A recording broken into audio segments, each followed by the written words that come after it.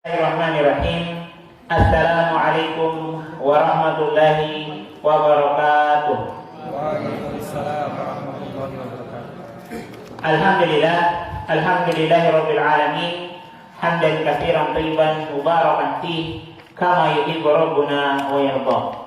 Asyhadu an la ilaha illallah wahdahu la syarika lah wa asyhadu anna Muhammadan abduhu wa rasuluh la nabiyya ba'dah.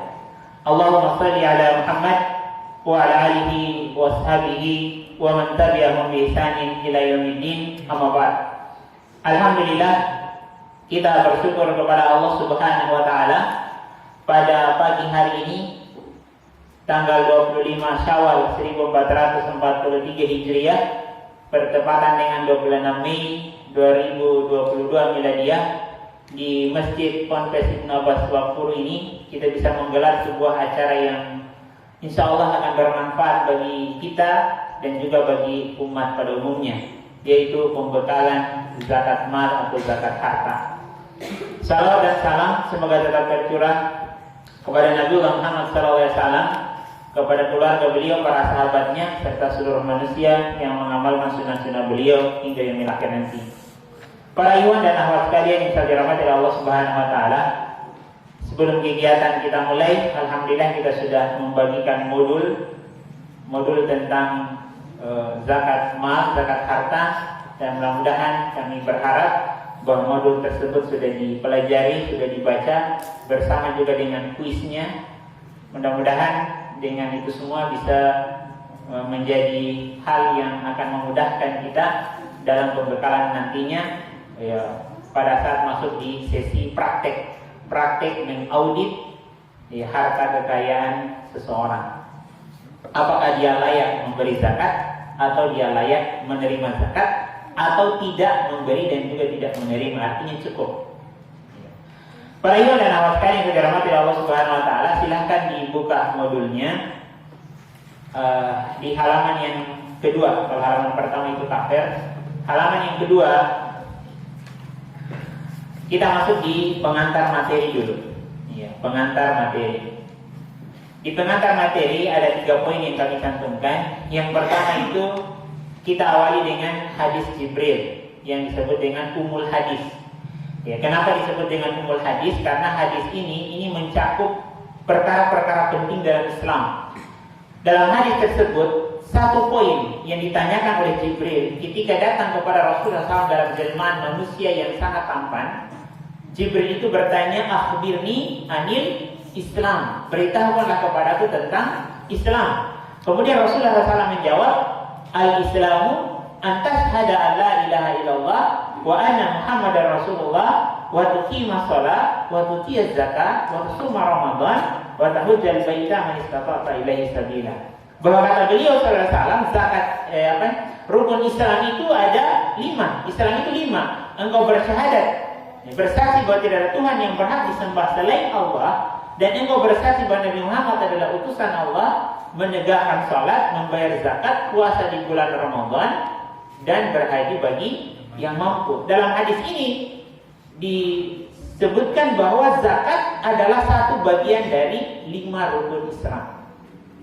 Ya, jadi kalau bagi peserta yang mau mencatat, di setiap bagian itu ada kolom catatan tambahan dari peserta untuk tidak mengganggu catatan utuh dari modul. Jadi bagian yang kosong itu sudah ada kolom untuk memberikan catatan tambahan bagi peserta dari pemaparan materi, ya, supaya lebih terarah nanti. Dari sini tergambar pentingnya zakat karena dia satu bagian dari rukun Islam. Kemudian yang kedua, zakat itu ada 2 bagian. Ada zakat fitrah dan ada zakat mal. Zakat fitrah saya kira sering kita bahas di bulan Ramadan, bulan yang lalu. Kita juga sudah membahas tentang zakat fitrah dan umumnya manusia sudah mengamalkan itu. Namun ada satu bagian dari zakat, yaitu zakat harta atau zakat mal, yang ini masih banyak luput di tengah kaum muslimin, padahal dia wajib dan punya maslahat yang besar. Olehnya itu pembekalan hari ini sangat penting, sehingga ke depan kita bisa mensosialisasikan zakat mal kepada masyarakat, sehingga pada akhirnya ketika masyarakat banyak yang berzakat, yang sudah mampu, maka ini menjadi maslahat yang begitu besar kepada saudara-saudara kita yang punya taraf hidup di bawah kecukupan. Kemudian yang ketiga, bahwa sistem Islam itu berada di antara sistem ekonomi komunis dan sistem ekonomi liberal kapitalis. Bagaimana sistem ekonomi komunis? Sistem ekonomi komunis adalah, gimana? Siapa yang pernah belajar di sana? Gimana sistem ekonomi? Yang jurusan ekonomi di satu di sana. Sistem ekonomi komunis adalah di mana negara menguasai kekayaan. Artinya harta kekayaan seseorang dikuasai oleh negara.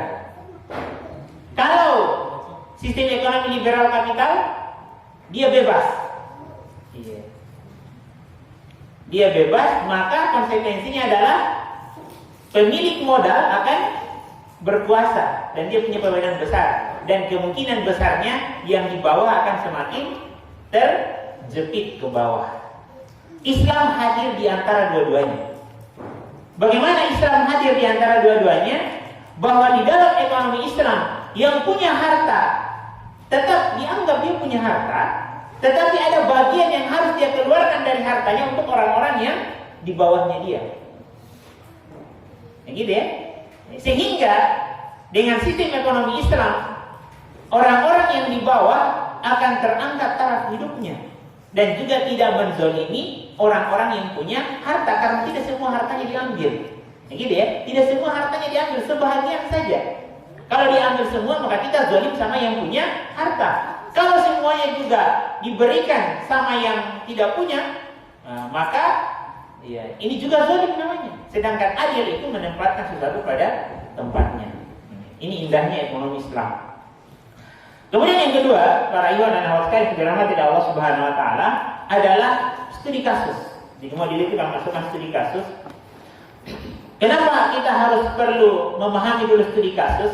Sehingga ketika kita memahami studi kasus ini, akan muncul nilai penting dari sebuah materi. Dan insya Allah studi kasus ini sering kita akan temukan dalam masyarakat ini. Apa studi kasus yang pertama? Adanya alasan berhutang sehingga tidak berzakat mal. Banyak orang, harta saya kan banyak, tapi utang saya juga banyak. Mungkin saya punya utang 100 juta, 200 juta, bagaimana saya mau bayar zakat mal? Utang saya banyak. Padahal bisa saja utangnya itu ketika dikalkulasi, diaudit dengan harta kekayaannya, dia bisa cukup nisab sehingga dia harus mengeluarkan zakat. Maka alasan punya hutang itu tidak serta-merta menggugurkan kewajibannya untuk berzakat mal. Kasus yang kedua, bahwa kebiasaan orang mengeluarkan zakat mal bersamaan dengan zakat fitrah di bulan Ramadan, sehingga ketika dia berzakat mal, berapa zakat mal? Nah ini sama-sama ini zakat fitrah, ini zakat mal itu, ini zakat fitrah itu. Padahal zakat mal dengan zakat fitrah itu beda. Ya, kalau zakat fitrah memang dia di akhir bulan Ramadan karena berkaitan tidak puasa lagi, agar di hari raya itu semua orang tidak ada yang kelaparan. Tapi kalau zakat mal, ini ada konsekuensi cukup nisab dan cukup haul. Dan umumnya manusia tidak saja mendapatkan rezeki di bulan Ramadan. Mungkin cukup nisabnya di bulan Rajab, mungkin cukup nisab hartanya di bulan Sya'ban, di bulan Zulhijjah. Maka di saat itu dia harus menghitung untuk 1 tahun depan, dan di bulan itu dia harus keluarkan zakat malnya, tidak harus menunggu bulan Ramadan. Karena ketika dia menunggak, mungkin ketika dia menunggu bulan Ramadan dia harus menunggak 4 bulan, 3 bulan. Ini utang kepada Allah Subhanahu wa taala, ini terhitung utang dan menunda-nunda kewajiban. Ketika dia meninggal, ini tetap diproses di akhirat. Kenapa? Karena hutang. Iya. Kemudian yang ketiga, yang ketiga dari studi kasus ini adalah banyak orang belum memahami mana harta yang kena zakat dan mana harta yang tidak kena zakat. Iya. Setelah baca modulnya sudah bisa dipisahkan mana harta yang kena zakat, mana yang tidak kena zakat? Sudah bisa atau masih bingung?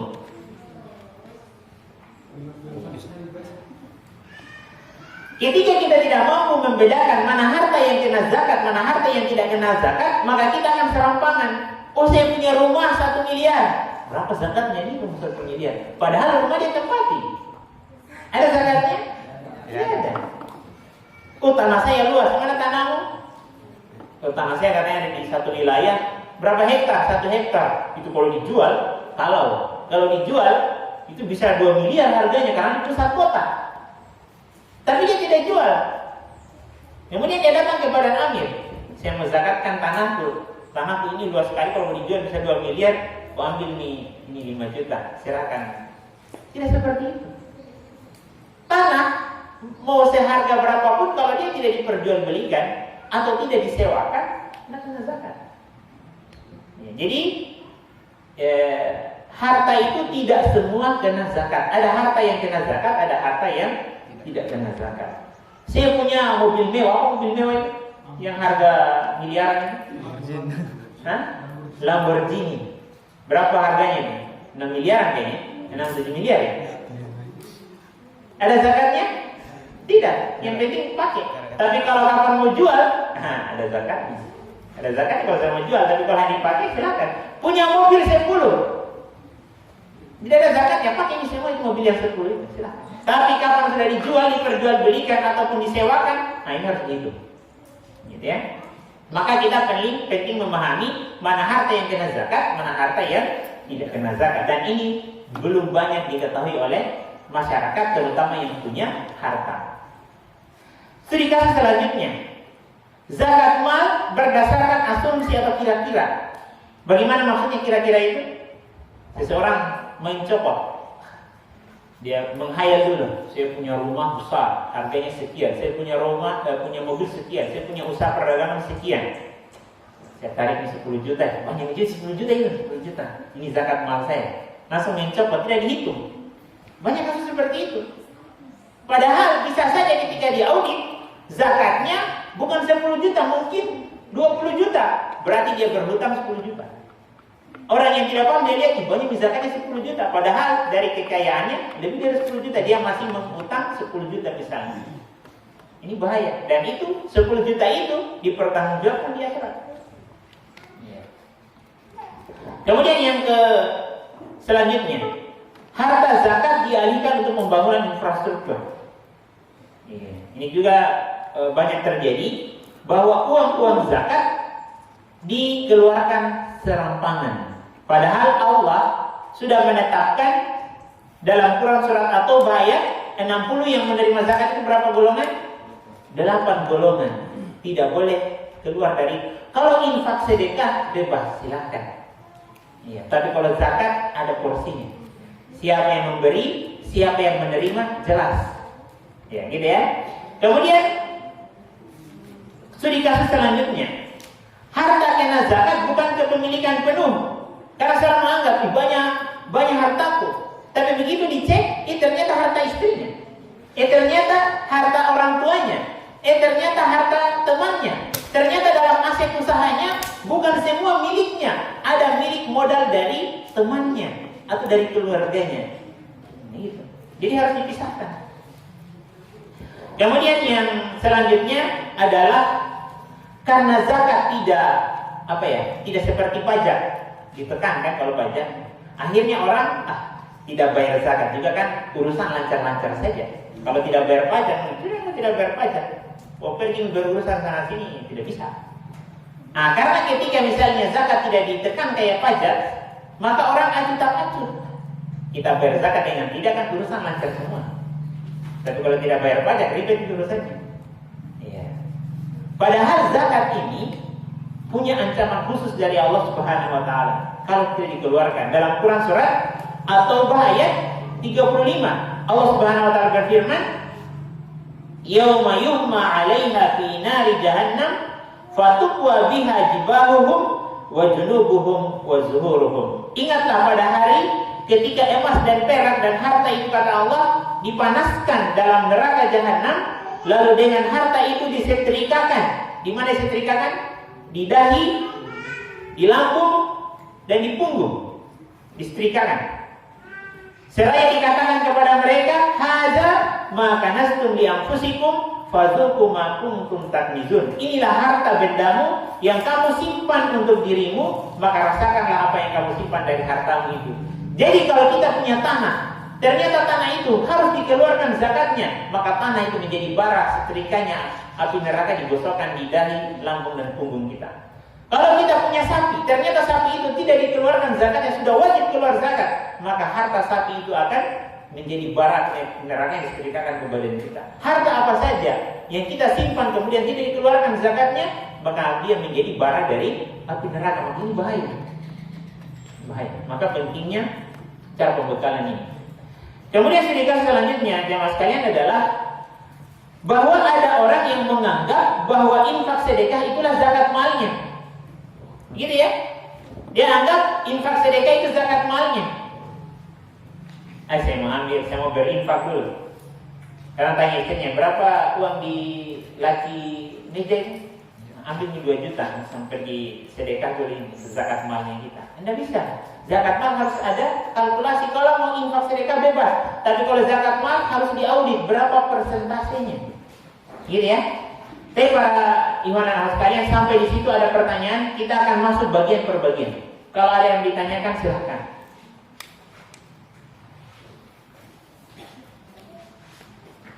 Kalau tidak ada kita lanjut. Ada pertanyaan dari akhwat?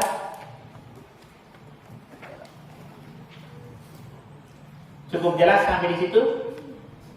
Iya. Kita akan jalan pelan-pelan ini karena dia materinya ini sambung menyambung. Kapan tidak mengerti di satu bagian, maka akan menyulitkan di bagian yang lain.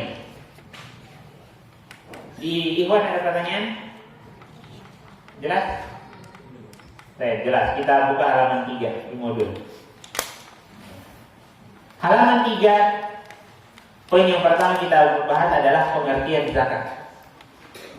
Secara bahasa, zakat itu bermakna an-nama, artinya tumbuh, atau az-ziyadah, artinya berkembang, atau at-taharah, artinya membersihkan.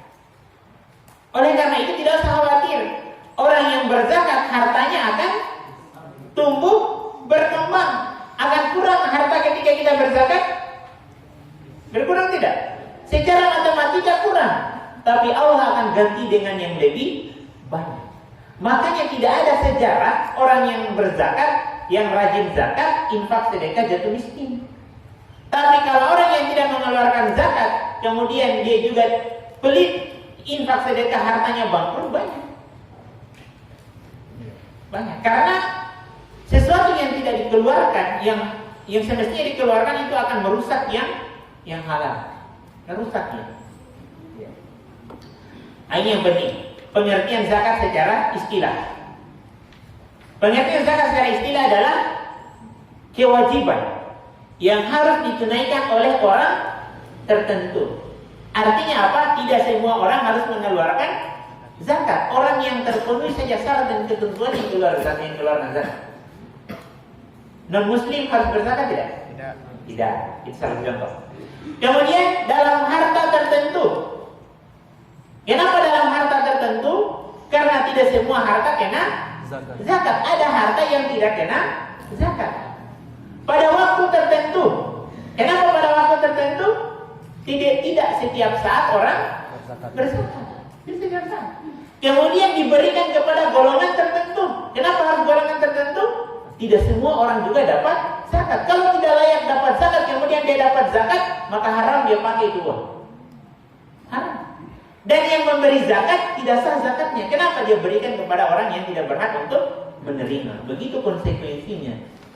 Makanya pentingnya kita pembekalan.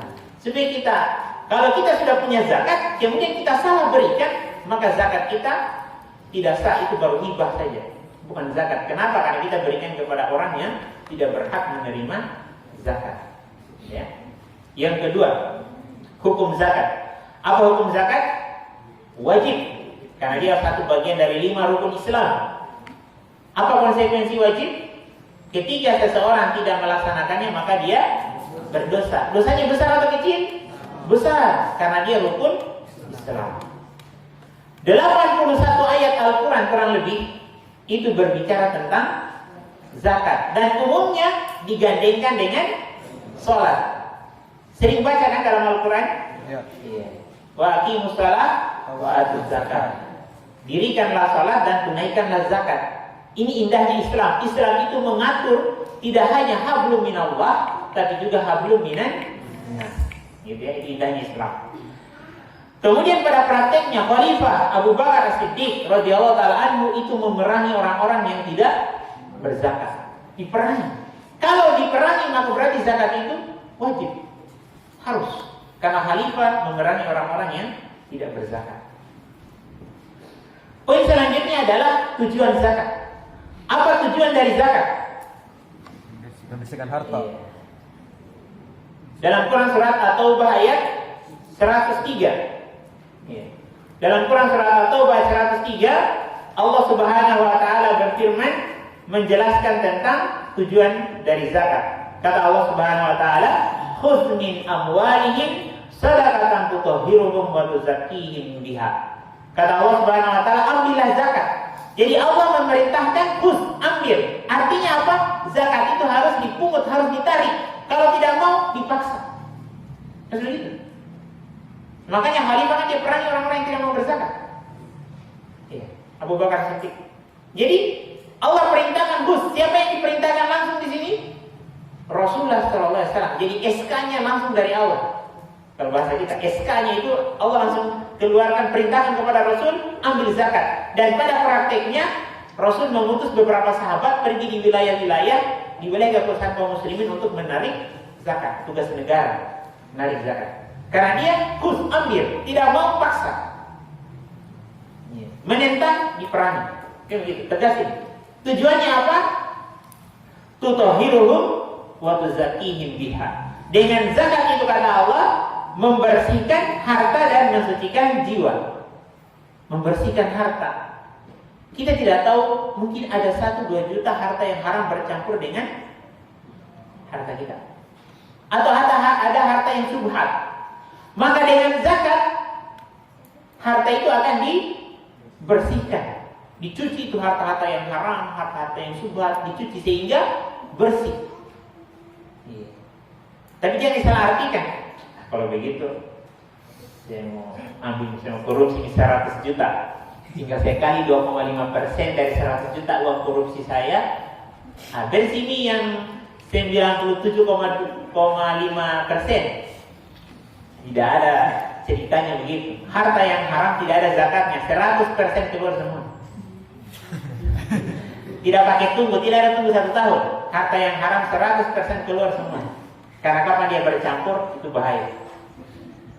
Jadi jangan disalahartikan. Nah, kalau begini kita berzakat saja, bersih semua. Enggak. Ya, kalau harta yang haram 100% harus keluar dan tidak tunggu 1 tahun. Kemudian yang kedua mensucikan jiwa. Kenapa harus mensucikan jiwa? Karakter dasar dari manusia adalah kikir. Pernah baca kisahnya Qarun? Ya. Apa katanya Qarun? Qalu utitu ala ilmin indi. Saya memperoleh ini wahai Musa karena saya yang kerja keras, saya yang banting tulang sehingga saya dapat kekayaan ini. Kikir dia. Apa akibatnya? Allah tenggelamkan Qarun dan hartanya di dalam bumi. Maka zakat ini akan membersihkan jiwa seseorang dari sifat kikir, kecintaan terhadap harta secara berlebihan. Insya Allah kalau orang berzakat, kemudian rajin berinfak, bersedekah, maka insya Allah dia akan terbebas dari sifat kikir, peka terhadap sesama. Kita lanjut. Kita santai saja. Ada posisi yang mau dirubah duduknya silahkan. Ya, silakan santai saja karena ini materinya panjang. Panjang materinya, kita jalan pelan-pelan, santai, menyesuaikan posisi tidak apa-apa, silakan. Ya. Nama acaranya juga kan pembekalan, bukan pelatihan. Kita santai saja. Kita santai. Baik. Kita masuk di pembahasan selanjutnya yaitu tentang hikmah zakat. Iya, hikmah zakat. Apa hikmah zakat? Hikmah zakat adalah apa yang pertama? Pemerataan ekonomi. Pemerataan ekonomi. Supaya harta itu tidak hanya beredar sama orang kaya saja. Seperti halnya ekonomi kapitalis. Ya. Iya. Allah Subhanahu wa taala sebutkan dalam Quran surat Al-Hasyr ayat 7, "Kaila yakuna dulatan bainal aghniya'i minkum." Kata Allah Subhanahu wa taala agar harta itu tidak hanya beredar di antara orang-orang kaya saja. Orang kaya itu kan biasanya investasi simpan hartanya kan, simpan emas batangan, simpan dolar banyak sekali, simpan uang di beberapa tempat. Akhirnya apa akibatnya? Alat tukar yang kumpul semua, tidak dapat yang lain. Santai saja, santai. Kita santai kegiatannya. Yang merubah posisi, mau sandar silahkan. Ya. Kalau saya tidak bisa. Kalau saya tidak bisa. Yang kedua, bahwa zakat itu akan mengangkat taraf hidup fakir miskin. Akan mengangkat taraf hidupnya, mengangkat taraf hidup fakir miskin, sehingga mereka bisa saja suatu saat akan berzakat juga. Seperti yang kita sebutkan tadi, sedih lihat orang yang pemulung di pinggir jalan. Sedih. Kenapa dia harus memulung? Karena dia punya kebutuhan. Sedih melihat wanita yang harus bekerja banting tulang siang malam. Sedih. Karena dia sudah tidak punya suami misalnya. Dia sedih. Karena seperti itu. Padahal ada potensi zakat yang bisa dimanfaatkan. Maka zakat ini program sosial kemasyarakatan. Iya. Jadi melihat orang yang harus beli beras harus dengan utang. Sedih sekali. Ingat seperti itu. Jadi yang ketiga, hikmah dari zakat adalah mengokohkan agama Allah. Perjuangan itu hanya butuh semangat, butuh ilmu, atau butuh doi juga? Modal. Atau butuh semuanya? Butuh semuanya. Pernah baca kisahnya Abu Bakar menginfakkan seluruh hartanya. Karena Umar menginfakkan setengah dari hartanya. Karena Utsman menginfakkan 100 ekor unta. Berapa nilainya 100 ekor unta? Banyak. 1 ekor unta berapa?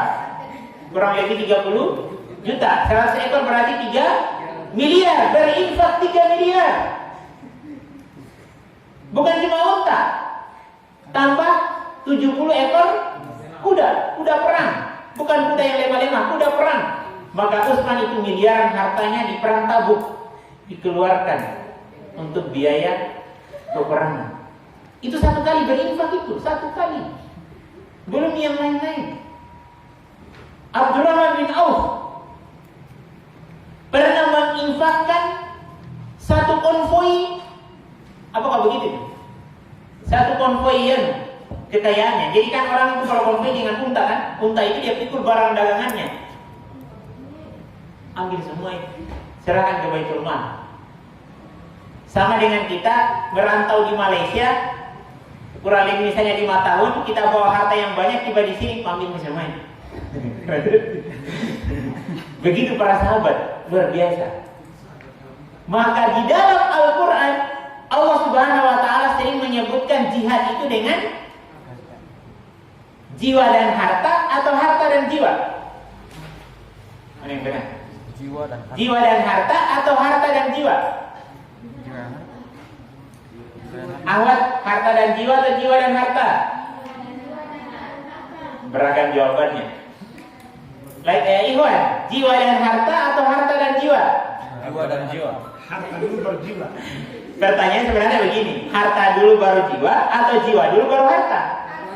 Harta dulu baru jiwa. Harta dulu baru jiwa.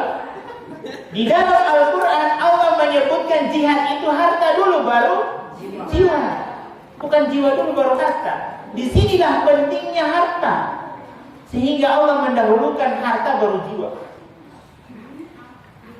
Bisakah orang berjuang tanpa harta? Tidak bisa. Masa saya mau datang di sini tanpa pakaian? Tidak bisa. Ini harus ada pengorbanan harta. Saya harus beli pakaian sehingga saya bisa sholat. Karena sholat harus menutup aurat. Bisakah saya ibadah sholat tanpa saya makan? Bagaimana kondisinya kalau saya tidak makan 3 hari kemudian saya sholat? Bagaimana kondisinya?